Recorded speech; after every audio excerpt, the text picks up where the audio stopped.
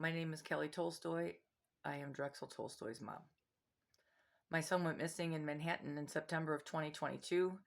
His body was recovered 7 months later by the NYPD, hundreds of feet from where he went missing, directly behind the building he worked at, directly behind the building he went missing from. I'm documenting some of the most egregious things from my son's missing persons case with the NYPD in an effort to add the outrage felt by my family and by Drexyl's loved ones at how grossly my son's case was handled by the NYPD. The way the laws are set up, we live in Metro Detroit, and my son lived in New York City for approximately 9 years before his disappearance. He's loved New York City ever since his first visit there when he was, he was about 6 months old when we went there the first time. Drexyll was born in Naples, Italy, while his dad and I were stationed in the Persian Gulf. We were stationed on board the USS Simon Lake, AS-33. Drexyll was an amazing person, kind and gentle and so funny and talented and handsome and just a really nice guy. Just a really good guy. He did struggle significantly with mental health issues, which started in his teens and stayed with him for the rest of his life. He struggled greatly. He had a really good relationship with his psychiatrist in the city. His psychiatrist, when he found out what happened, he was apparently, the laws here in Michigan are so different than they are in New York. The hospital wasn't required to contact my son's psychiatrist, or he would have been there. He sent a letter to the hospital afterwards, criticizing the fact that he let them know that if he had known my son was there, he would have come to visit him and things could have been potentially so much different. It's been tragic. My son's death is tragic all the way around. I have an outline here that I'm trying to stick to try and not go on a tangent. So I want to document what happened in my son's case in an effort to help change things in the future so that other families don't have the same terrible experience that we've had.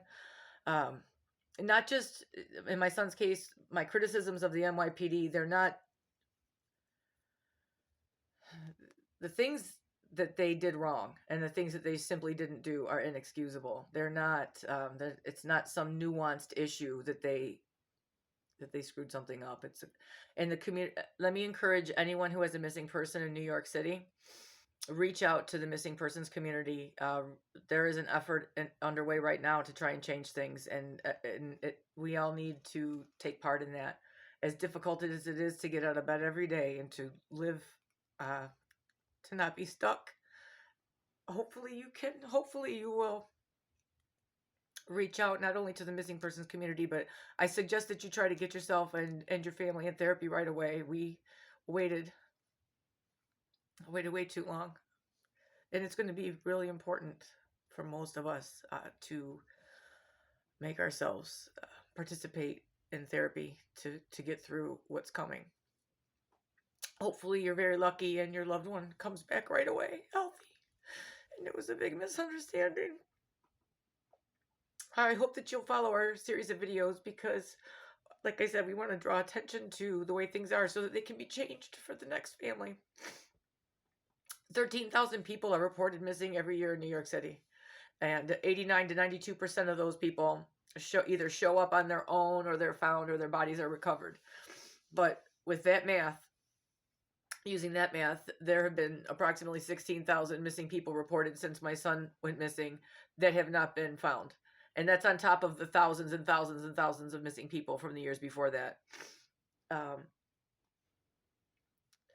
Be aggressive. Do not trust that the NYPD is doing what you think that they will. Take extensive notes. Record any conversations if that's possible.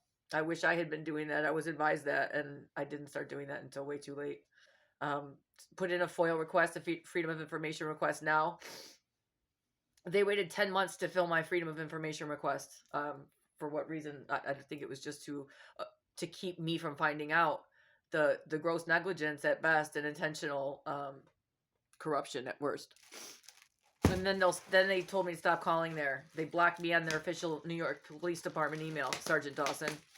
They'll lie to you, and you can't believe anything they're saying. They told us that they had searched behind the building where my son worked. He worked on the 12th floor, and he had been released days before from an involuntary psychiatric hold for a suicide attempt. They knew he worked on the 12th floor of the building. They knew that we were afraid he had killed himself.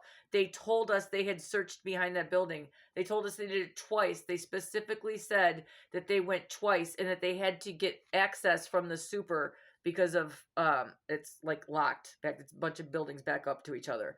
So I want to make a permanent public record of what happened in my son's case, so that hopefully the outrage surrounding how my son's case was handled will add to the movement to change the way things are at the NYPD. I think TikTok's going away, so please subscribe to our YouTube channel. Help us find Drexyll to hear the rest of what happened and help us be part of change in the future. Thank you.